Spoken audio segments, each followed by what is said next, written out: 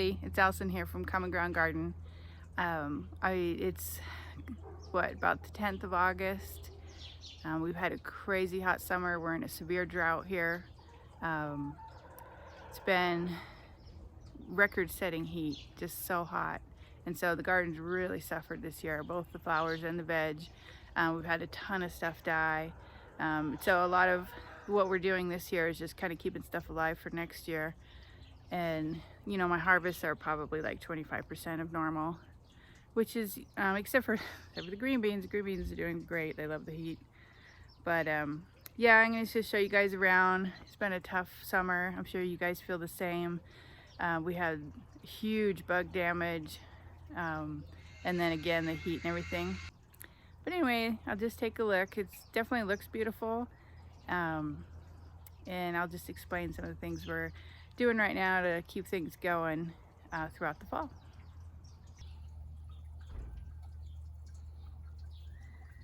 So here's the perennial bed. And to be honest, it doesn't look very good right now. It's better. It's just been so hot this year. A lot of things just straight up died or got sunburnt.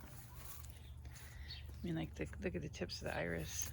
That happened to a lot of plants. In fact, my poor rose bush got sunburnt. I've never seen anything like that before. Some of it looks really good. The echinacea and the lilies. And then I had trimmed back the salvia, so that's coming back already. Catmint never stops. And the roses came back really well for a second bloom. Better than normal. They're so pretty. Look at this. It's like each stem is a little bouquet. But what I've been focusing on is keeping everybody watered, deep watering with the hose, and I'm also filling in spots where things have died. So here's a coreopsis, and it's so pretty.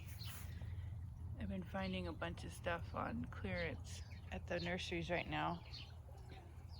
So that's going in. That's pretty reddish with yellow centers. And then this is supposed to be Black-Eyed Susan, I planted it in the spring. It's really suffered from the heat. So hopefully that'll be orange with a little bit of red. And then look at this beautiful phlox.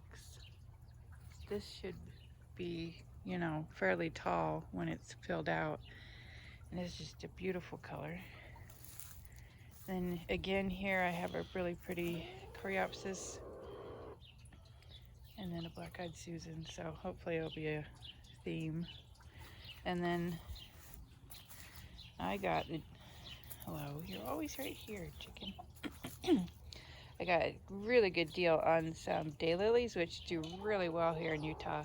I'm at Lowe's in the clearance. They had hundreds of daylilies. Are you complaining? But anyway, I ended up buying 8, I think, and I put them all throughout the garden. Give us some summer color. There's some over here. There's a bunch in the perennial bed, and there's some in the front too. But anyway, I'm just keeping everybody watered and fertilized, and it'll look better next year. So let's take a quick look around the garden. The bean tunnel's amazing. Doing this forever now. Look at this. We need to pick these.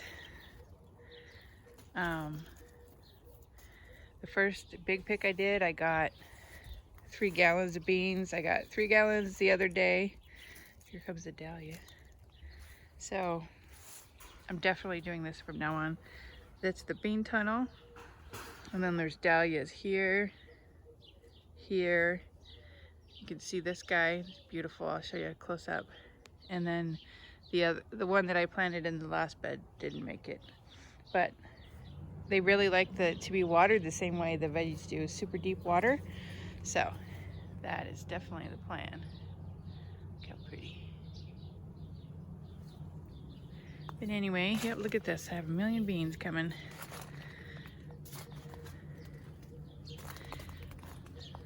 And then this is the butter baby squash, and it is doing really well. Let's see if I can find you one. See that? There's a lot. This might actually be ready to be picked. Another one, unfortunately, let's see if I can get this in here. See that? Got mice. There's mice living over here, and all the stray cats are gone.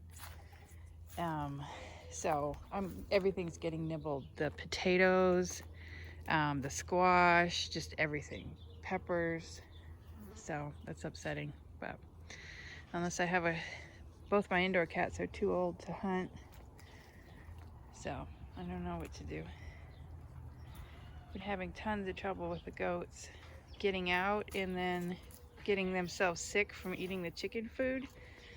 So now I've resorted to feeding the chickens outside the coop, which is a little frustrating, but I don't know what else to do. They can actually die from eating the chicken feed, so they have to be separate. So I know a lot of you guys had a hard summer too because of the heat. So we're here in Utah and it's been, it's a record drought. We had some of the hottest temperatures in July, June. It felt like it hit 100 in June, which it doesn't usually, and stayed that way for week after week after week. So a lot of things in the garden really suffered. Just straight up died or just didn't grow because it was too hot. I've had trouble with my tomato setting because it's been so hot. Just all kinds of stuff. And then the bugs were literally out of control. I would have bugs eat an entire plant overnight. It was really like nothing I've ever seen. So I ended up letting all the chickens out. And even though the chickens do damage, they definitely, they eat the veggies here and there. And they always scratch up the soil, which is so annoying, especially where you've planted something fresh. But at the same time, they've gotten the bugs completely under control. So I can't complain. So that's what we've been doing for the garden. So I've just been really focusing on keeping everything deep watered. So not just soaker hoses. I've been turning the garden hose on full blast and deep soaking, maybe twice a week, to just get stuff to live through that incredible just heat wave that we've been having. And it worked, and I'll show you how good the garden looks now. I was in complete despair.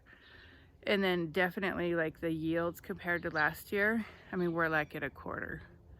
I was so sad about my onions and stuff like that, but now things are looking good. We're in August. Now we're just in the 90s, so that's better. And everything is much bigger and able to handle the heat a bit better. And then, so things are definitely looking up and we are getting harvest now. So let me show you what it looks like now. All right, so I'm hoping for the best with these butter babies. The mice won't eat them too bad. Look how pretty sunflowers. Only one cucumber lived, and oh, I see one right there. But we've only gotten like 3 cucumbers off of it. Potatoes are still in because I was thinking I would wait till the plant part died back, but they haven't yet. So I'm gonna go ahead and dig these up. It's definitely time. I've been getting a couple potatoes here and there just for dinner. But so the green beans are doing the best of everything. Lots of green beans, and we've been preserving those. And then the peppers are doing really well. So we thought the peppers were definitely done for, but I just kept up the deep watering twice a week. Whoa, there's a cat. Ooh, good kitty, stay here. Oh, the goats are scared. That's funny. Anyway, yes, good kitty. Come eat those mice. All right, so see in here, we got a bunch of reapers coming. And then we've been doing really well with the bell peppers, chicken damage. So, ooh, something smells really good. Oh, it's the basil. Yeah, so these chickens are eating stuff, see? But at the same time, it's either that or the bugs eat everything. So I don't know what else to do. And then here are the tomatoes. These guys are the pineapple. And as you can see, I've severely pruned them back. This is to about 4 feet high. I did my best. It took me hours and hours, ran out of energy. but this is the only way we're gonna get anything ripened. So I had a ton of fruit set, thank goodness, from all that fertilizing and watering, but nothing. I only got one slicer so far ripened.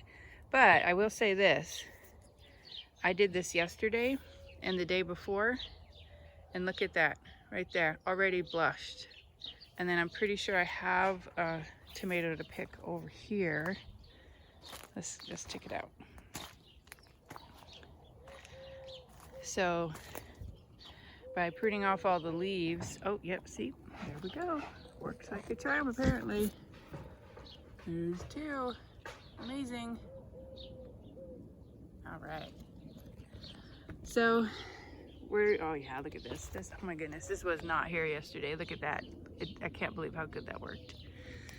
Tomatoes need the sunshine on them to ripen up, and then this also helps the plant direct its energy towards the ripening of the fruit instead of all those beautiful lush leaves that we had. And then they're still, you know, 7 feet tall. It's plenty of leaves and blossoms. So I think we have about 8 weeks left till first frost. So we got time. Now we're gonna get tomatoes. It's very exciting.